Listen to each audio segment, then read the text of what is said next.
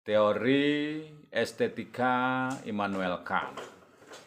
Bagaimana Kant mengeksplorasi estetika atau keindahan, di mana ini merupakan filosofi seni dan keindahan.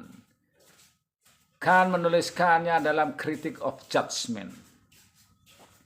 Di situ tertulis penilaian terhadap kecantikan itu subjektif sifatnya.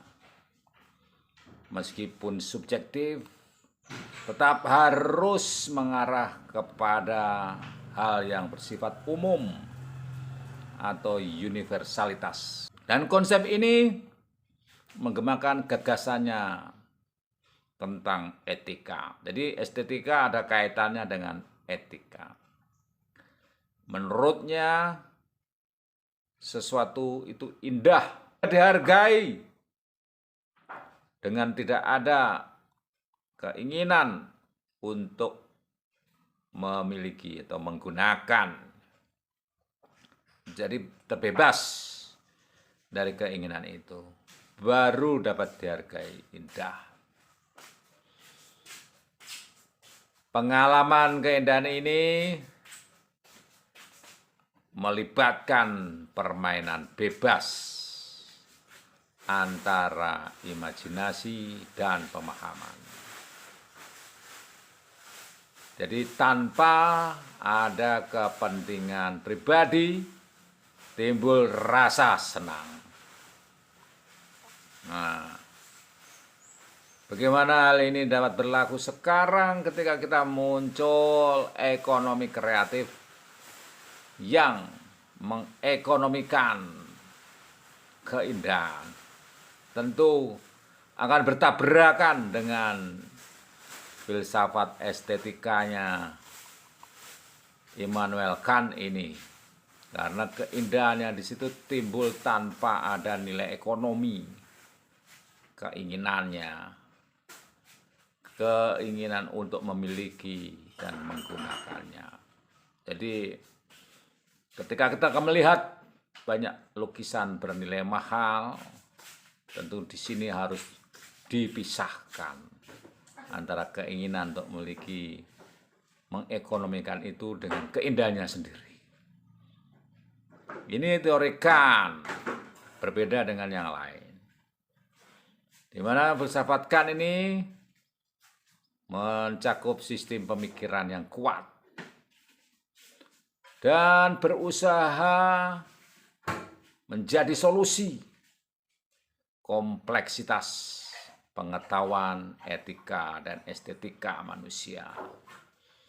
Ketika kita banyak melihat perbenturan nilai-nilai, baik ekonomi dan berbagai kepentingan lain dalam estetika dan etika serta pengetahuan, filsafat Kant ini dapat menjadi jalan keluar bahwa etika, estetika ini harus dipisahkan dari segala konflik kepentingan itu.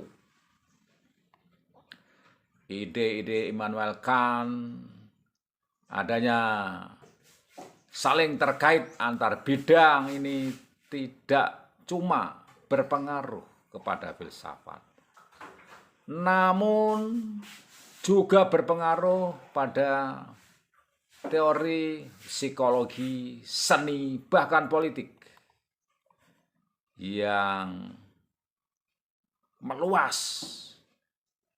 Dan karya dari filsuf Immanuel Kant ini terus menjadi rujukan penting bagi semua para pemikir dan ilmuwan cerdik pandai, cendekiawan pada masa kini, pada masa kontemporer.